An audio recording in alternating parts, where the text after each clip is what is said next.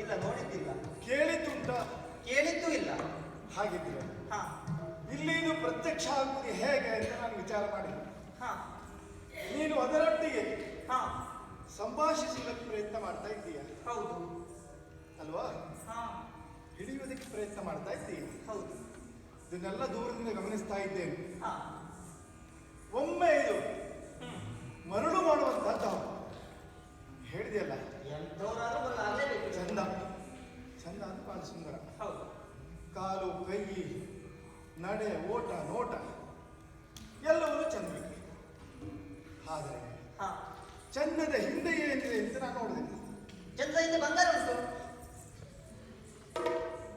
ಬಂಗಾರ ಎಲ್ಲೇ ಇರಲಿ ಚಂದ ನಿಮಗೆ. ಹೌದು, ಹೆಣ್ಣು ಮಕ್ಕಳಿಗೆ ಬಂಗಾರ ಆದ್ರೆ ಆಯ್ತು, ಹಾಗಲ್ಲ. ಬಂಗಾರದ ಜಿಂಕೆ ಇದು ಹೌದು, ಆದರೆ ಅದರ ಲಕ್ಷಣಗಳನ್ನೆಲ್ಲ ನೋಡಿದಾಗ ಇದು ಹೀಗಿರುವುದಕ್ಕೆ ಸಾಧ್ಯವೇ ಅಂತ ನಾವು ಸ್ವಲ್ಪ ವಿಚಾರ ಮಾಡಿದರೆ ಅರ್ಥ ಆಗ್ತದೆ ಏನು ಅಂತ. ಪ್ರಕೃತಿ ವಿಸ್ಮಯ ಅಲ್ಲ, ಪ್ರಕೃತಿ ಅಲ್ಲ, ಇದರ ಹಿಂದೆ ವಿಕೃತಿಯ ವಿಸ್ಮಯ ಇದೆ. ಇದು ಪ್ರಕೃತಿ ಅಲ್ಲ, ಇದು ವಿಕೃತಿ. ಕೆಲವೊಮ್ಮೆ ಪ್ರಕೃತಿ ಸಹಜವಾಗಿರುತ್ತದೆ, ಅಸಹಜವಾಗಿರುವಂತಹದ್ದು ಏನನ್ನೋ ತರುತ್ತದೆ ಅಂತ ಅರ್ಥ.